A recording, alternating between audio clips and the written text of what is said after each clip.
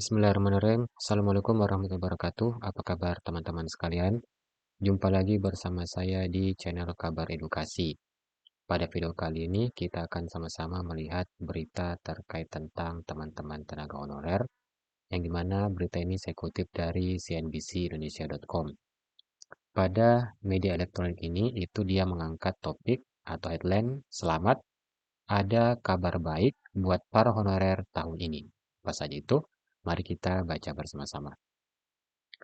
Jadi, pemerintahan Bapak Presiden Joko Widodo itu memastikan bahwa seluruh pegawai honorer itu akan diangkat menjadi pegawai pemerintah dengan perjanjian kerja pada tahun 2024. Adapun kepastian pengangkatan ini itu terutama dilakukan untuk tenaga honorer bagi teman-teman ex-THK2 atau alias mereka yang terdaftar dalam database Badan Kepegawaian Negara. Berarti berdasarkan paragraf ini, maka kita sama-sama ketahui bahwa teman-teman itu honorer yang akan diangkat merupakan kategori dari XTHK2, serta itu juga masuk ke dalam database Badan Kepegawaian Negara. Nah, seperti yang dikutip tadi, dalam rakor persiapan pengadaan ASN, itu untuk tenaga non-ASN XTHK2 akan selesai pada tahun 2024. Lebih lanjut, karena itu, Pak Anas berharap seluruh kementerian, lembaga, dan pemerintah daerah untuk segera menyelesaikan usulan formasi terkait seleksi CSN tahun 2024. Pak Anas mengatakan bahwa pengangkatan tenaga non-ASN menjadi pegawai P3K itu akan dilakukan melalui mekanisme CASN tersebut. Ini yang dikatakan Bapak Anas. Bagi non-ASN yang telah terdata di BKN pasti akan diselesaikan tahun ini. Ya, jadi syaratnya itu bahwa data teman-teman harus terdata di BKN. Ya. Kemudian, Anas mengatakan apabila terjadi kesalahan dalam pendataan BKN itu, para tenaga honorer dapat melakukan protes. Ya. Jadi, bagi teman-teman yang merasa telah menginput atau memberikan data dengan baik di BKN, namun tidak mendapatkan hasil yang maksimal, maka Pak Anas itu membuka pintu untuk dapat melakukan banding. Oke?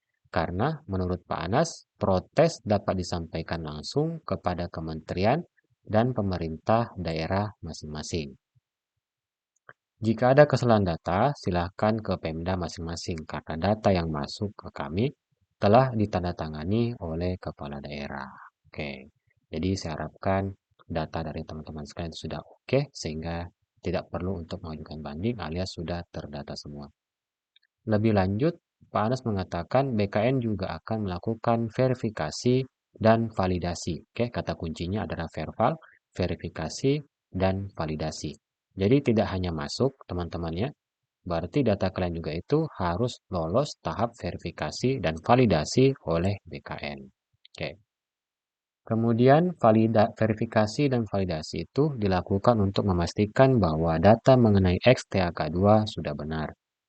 Dia mengatakan sekalipun terjadi kesalahan maupun indikasi kecurangan dalam pengangkatan nantinya, pihaknya itu bisa mencabut pengangkatan tersebut.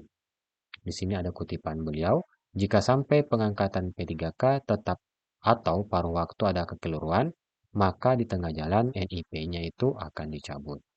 Seperti diketahui bahwa pada kali ini pemerintah itu membuka seleksi CSN dengan kuota 2,3 juta formasi.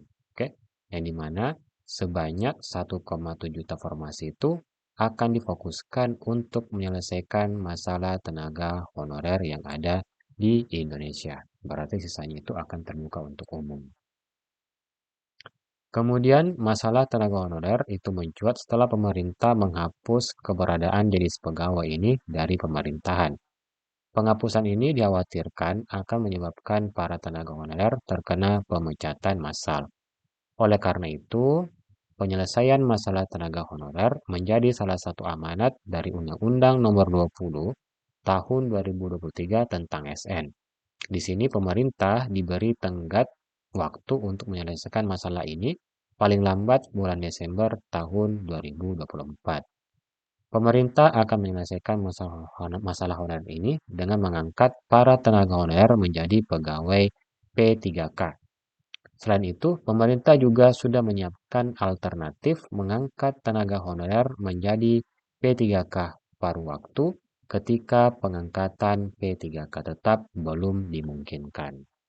Oke, berarti berdasarkan berita yang telah kita baca sama-sama ini, maka kita bisa mengambil kesimpulan bahwa adapun kabar baik yang dimaksudkan untuk paroner itu adalah bagi teman-teman tenaga non-ASN XTHK2, insya Allah akan segera diselesaikan paling lambat bulan Desember tahun 2024 ini.